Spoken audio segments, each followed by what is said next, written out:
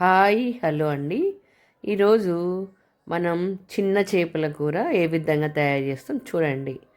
చిన్న చేపల కూర చాలా బాగుంటుందండి. మీరు ట్రై చేయండి. నేను ఇది బ్యాచిలర్ చేసుకునే విధంగా తయారు చేస్తున్నాను. చాలా సింపుల్గా తయారు చేసుకోవచ్చు. ఒక గిన్నె తీసుకున్న, ఆయిల్ వేసిన, జీలకర్ర వేసిన, అల్లం వెల్లుల్లి కూడా వేసిన, ఫ్రెష్గా తయారు చేసుకున్న అల్లం వెల్లుల్లి వేస్తే కర్రీస్ చాలా టేస్టీగా ఉంటుంది. ఇది బాగా ఫ్రై అయ్యేంత వరకు కలిపిన, కొంచెం పసుపు వేసిన, ఇది కూడా బాగా ఫ్రై కావాలి. బాగా ఫ్రై అయిన తర్వాత ఇప్పుడు మనము ఆనియన్ అనేది నేను ఇక్కడ పేస్ట్ చేసుకున్నాను. ఒకటే ఉల్లిగడ్డ తీసుకున్నానండి. ఒక ఉల్లిగడ్డను మిక్సీ చేసుకొని దాంట్లో ఆ ఉల్లిగడ్డల పేస్ట్ వేసేసిన, అది కూడా బాగా ఫ్రై కావాలి. ఫ్రై అవుతున్నప్పుడు కారము, పసుపు, ఉప్పు అన్నీ వేసేసాను. వేసేసిన తర్వాత మంచిగా ఫ్రై అవుతున్నప్పుడు మనము చింతపండు రసం వేసేయాలండి. ఇక్కడ నేను ఏం చేశానంటే మసాలాలు అనేది ముందే మనం పొడి కొట్టుకొని పెట్టుకుంటే తొందరగా అయిపోతుందండి. చేపల కూర చాలా ఈజీగా చిటిక వేసేంత ఈజీగా తయారు చేసుకోవచ్చు. అంత బాగుంటుంది ఈ చేపల కూర. ఇక్కడ నేను కారం కూడా కలిపి మంచిగా ఫ్రై చేస్తున్నాను.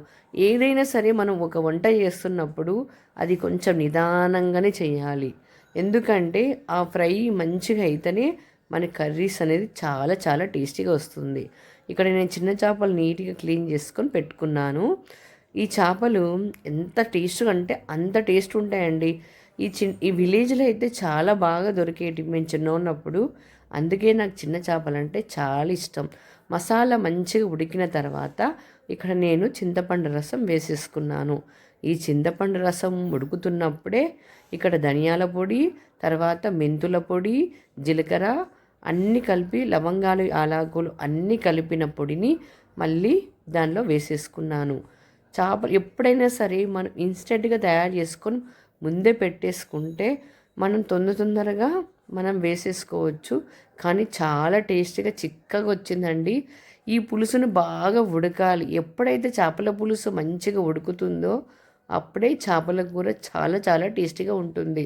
ఇది నేను చాలా ఈజీగా తొందరగా చేసేసానండి. బ్యాచిలర్స్ అయితే చాలా ఈజీగా చేసుకోవచ్చు. మనం మసాలాలు రెడీగా ఉంటే అంత తొందరగా వేసుకోవచ్చు అన్నమాట.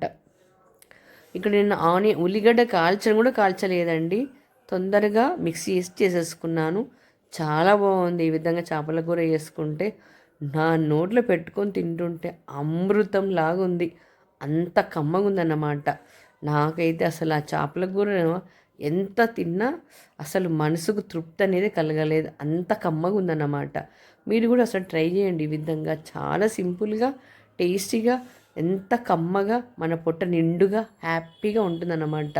ఎప్పుడైతే మన పొట్ట నిండుగా ఉంటుందో మన మనసు కూడా చాలా హ్యాపీగా ఉంటుంది. Like, share, subscribe.